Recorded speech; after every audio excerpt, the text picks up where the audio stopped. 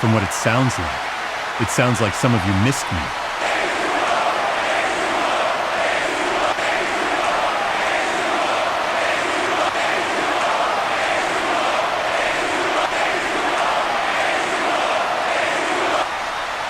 But for those of you that don't, I am back, and I'm back for as long as I possibly can.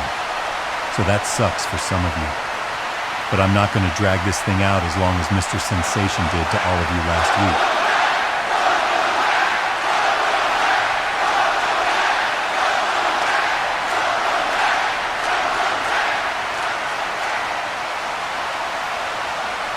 I was gone for a long time, but I'm alive. Thank you. I love you too. While I was gone, it gave me time to heal 7 years of battle wounds and scars that were left here in this very ring. It gave me time to think about all the accomplishments that I have made. There were so many to think about, it took me 6 months to go through them all. But there's one thing I haven't done, and that is to compete for the OCW North American title. For those of you that don't know, that title was combined from the Pride Championship and the OCW Light Heavyweight Championship. I remember winning the OCW Light Heavyweight Championship for the first time in my career after defeating OCW legend Tiberius Dupree. I held that title with such great honor because of all the people who held it before me.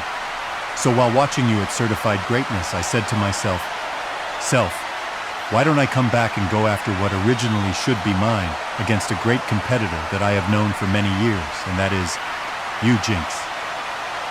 For those of you that don't know, I've met Jynx in his hometown, Detroit, Michigan, where I defeated Trey Golden and became the longest reigning OCW World Heavyweight Champion at the time.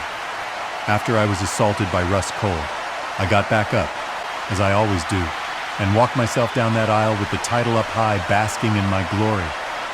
But after the pay-per-view ended, I shook the hands of the fans and signed this one particular fan's H20 shades, and that fan was Jynx. None of you knew him, but I did. I saw him in the OCW Combat Center training vigorously so he can do what he's been doing, and that is whipping asses and taking down big names this company has ever produced. So when he was talking last week, I had to let him know that I was still alive. Another reason I'm back is because Nate Ortiz and the rest of the Sensations is mudding the waters a little bit, and it's pissed me off. Scott Lord.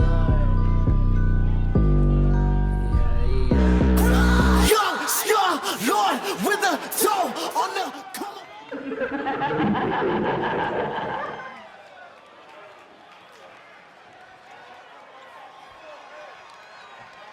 Funny how you remembered that, Harvey. I was just a kid back then, stirring noise in the indies while you were carving out your name on the big stage. I remember one night, clear as day, at Consequence, you versus Trey Golden for the OCW World Heavyweight title. But what stuck with me wasn't the match. It was what came after. Danny Watts, Russ Cole.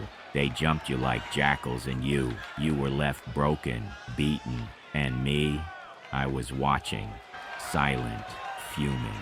That moment planted a seed in me, made me want to test the so-called French blade if I ever got the chance. I didn't like what I saw, you getting mauled while the world watched on.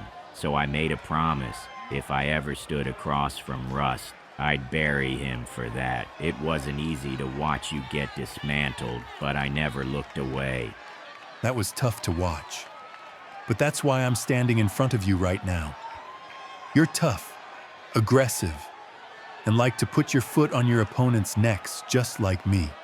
Mr. Ocean, you and I both know the truth. When you ease up, even for a split second, when you lift your boot off the neck of your adversary just a little, that's when the monster slips loose. I've seen that version of you, Mr. Ocean, the one you tried to bury, the one Cassidy Hayes and Castianity dragged out from your shadows, and it wasn't just a man I saw in that ring.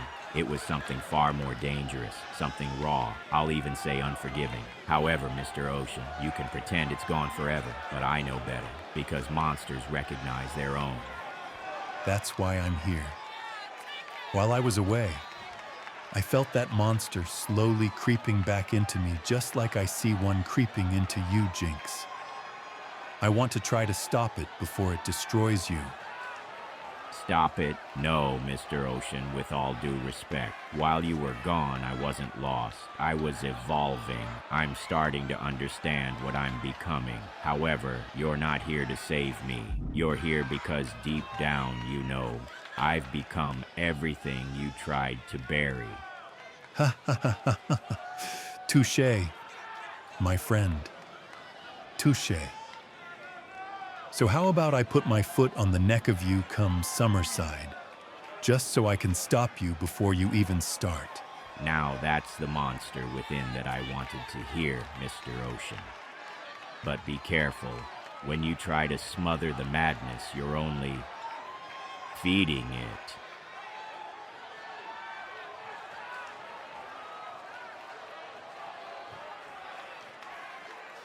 I'll see you at Summerside, Mr. Ocean.